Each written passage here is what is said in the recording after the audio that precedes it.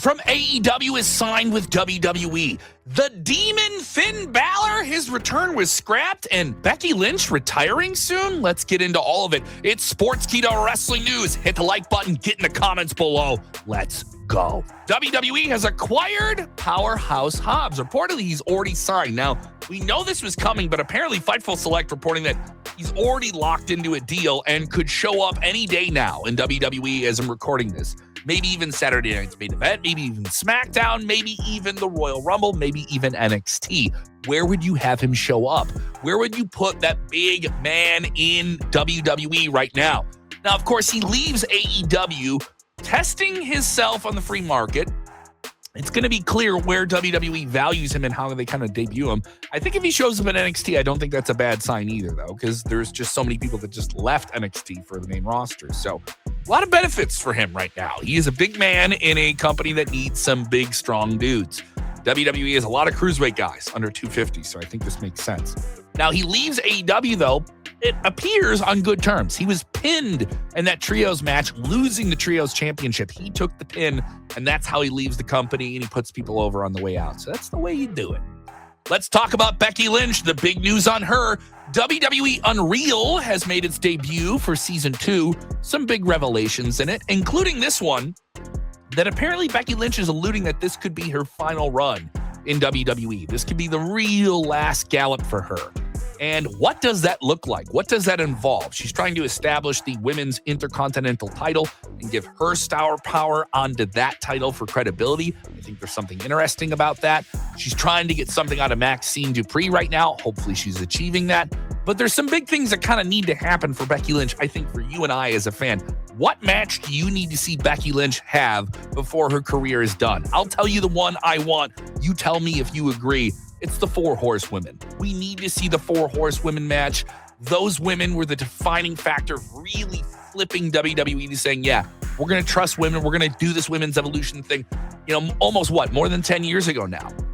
We need Mercedes Moné, Sasha Banks back in WWE to pull that off, so that's not as easy.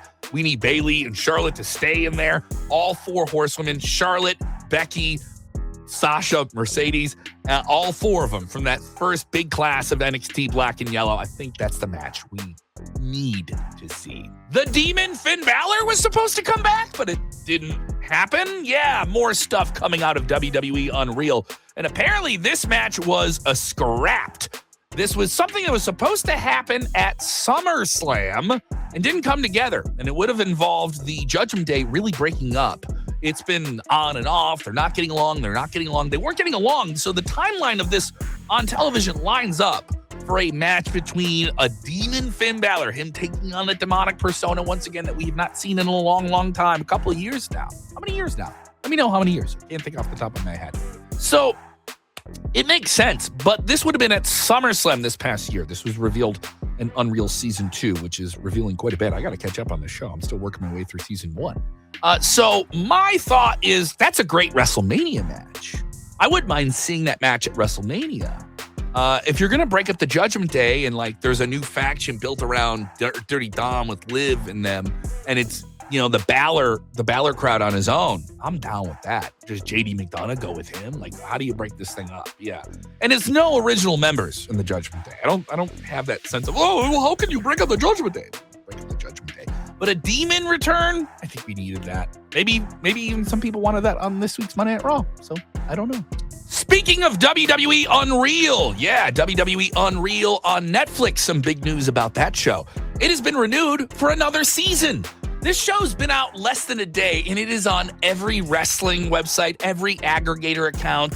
Some people have a lot of mixed opinions about the show, but clearly people are watching it and talking about it.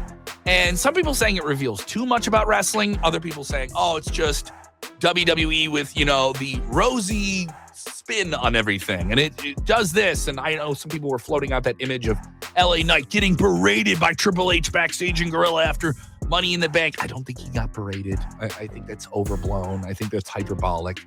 But it shows certain things, and people take from it what they want to take. I think there's a lot of people spinning this show into something I don't think it is. It is kind of fairly bare bones. I know there were some people having a controversial sense of how they covered the R-Truth situation, with him saying, I thought I was released, I wasn't released. Them saying he was his contract was coming up, so he was still under contract with us.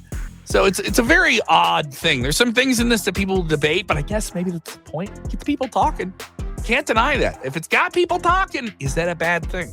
What would you change about WWE Unreal? I want to know. Let me know. Is it too much? Is it too little? Let's talk about Javon Evans, a scary situation. His match stopped this week against Grande Americano in Belfast, Ireland on Monday at Raw. Hopefully it was not a serious injury, and it appears that is not the case. He was examined for a concussion. He was allowed to leave. Now, the severity of that injury, still unclear. Hopefully it's not something that puts him on the shelf for much longer, but thankfully it wasn't a concussion. He got some clearance to travel. El Hijo del Vikingo. Vikingo has signed with WWE. He is in AAA. He's one of the top names there in the kind of world title picture, chasing Dirty Dominic Mysterio for the AAA Championship, the Mega Championship, a title he has held. He was featured in a supporting role at this year's WrestleMania, the same weekend that WWE announced they acquired AAA, but he's under a different deal. He signed directly to WWE, whereas everybody else that's in AAA is signed with a holding company that TKO owns. I don't know what the specifics and difference of that mean, but maybe that means we could see more of Vikingo maybe in the Royal Rumble. I'm just saying.